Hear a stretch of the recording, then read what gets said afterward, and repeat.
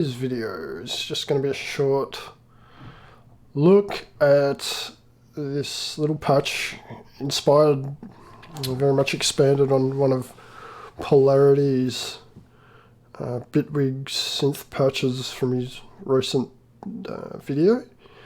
Looking at his Car Plus comb filtered patch, it's sort of a Car Plus-y type thing, but I just want to kind of basically expand on it slightly, so it hasn't changed much, and it's basically one of my favorite types of patches and synthesis methods. So I have basically expanded on this patch just by dropping in this filter, and you can more or less place any filter into this patch for the,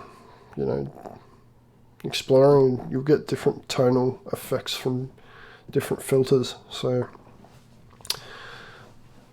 just in a nutshell, the patch is just a short noise burst with this AD envelope, as you can see, which is now filtered before hitting the comb filter. So it basically allows us to shape the tonality of the sound. It gives us a lot more control over the output and the timbre. So it's a neat patch. It's only small, but it's really effective. And with Bitwig's grid filters in particular, you can get some really interesting effects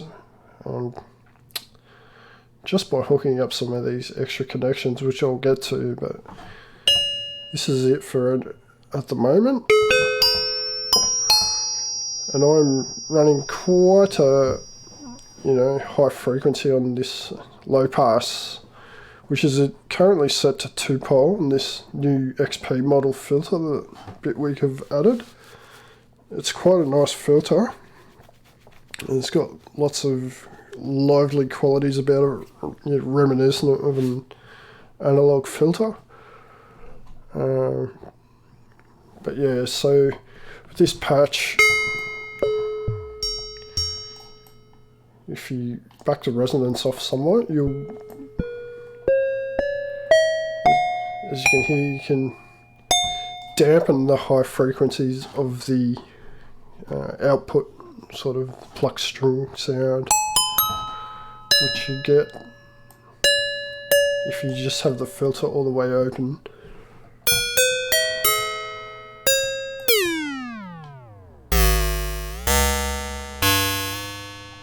That was typically how it was, but if we filter the noise burst, it's in pink noise at the moment, so it's filtered noise, so you can use white noise too.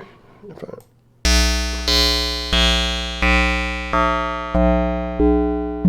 can hear the effect that has on damping the high frequencies just by low passing the noise.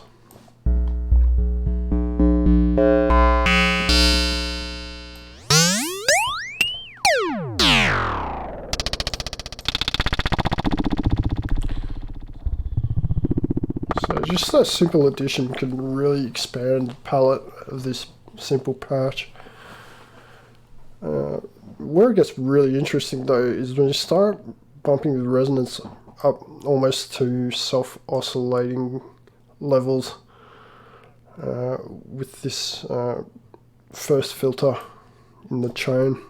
So you can almost get like two pitches coming through. So instead of just the comb ringing out at a certain frequency, you'll get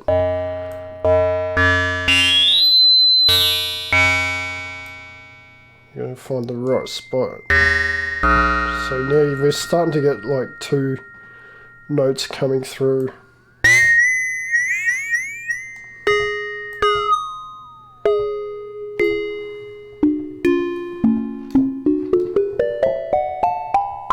As you can hear.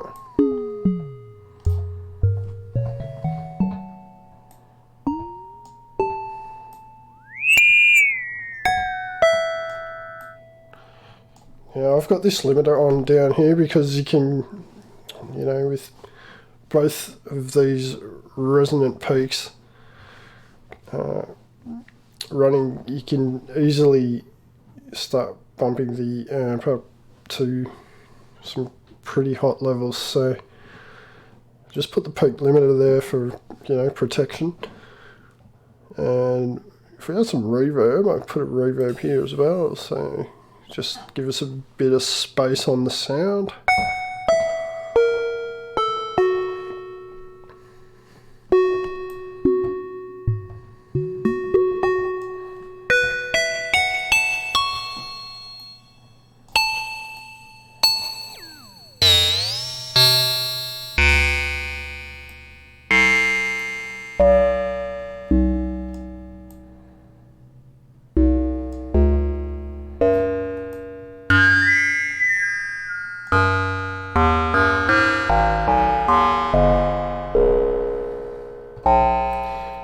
Okay, so a couple of other interesting connections I thought, without any modules, if we modulate the frequency of the cone filter also with the output from this XP filter, you can add some pretty interesting effects, but you got to be pretty subtle, otherwise you'll easily run into noise and some pretty serious aliasing and artifacts. So, well, as you can hear, but you can get some really cool sounds too.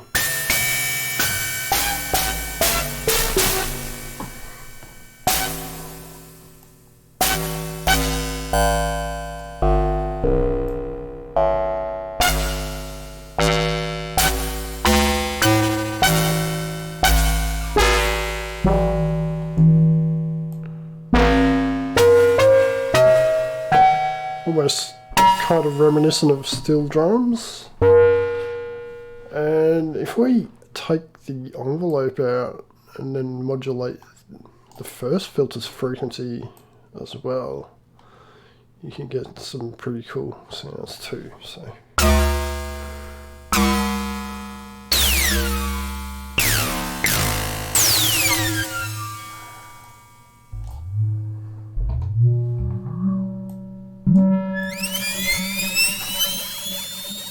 But yeah, you can hear that aliasing, it's pretty prominent.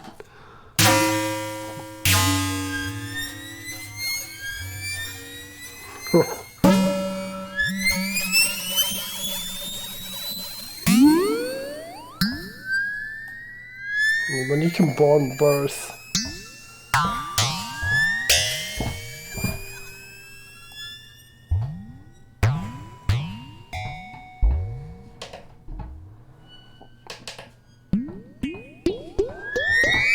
so you can get some nice, interesting sounds without doing a whole lot. Bring that cone filter frequency right down. You get some nice crunchy percussive sounds. So.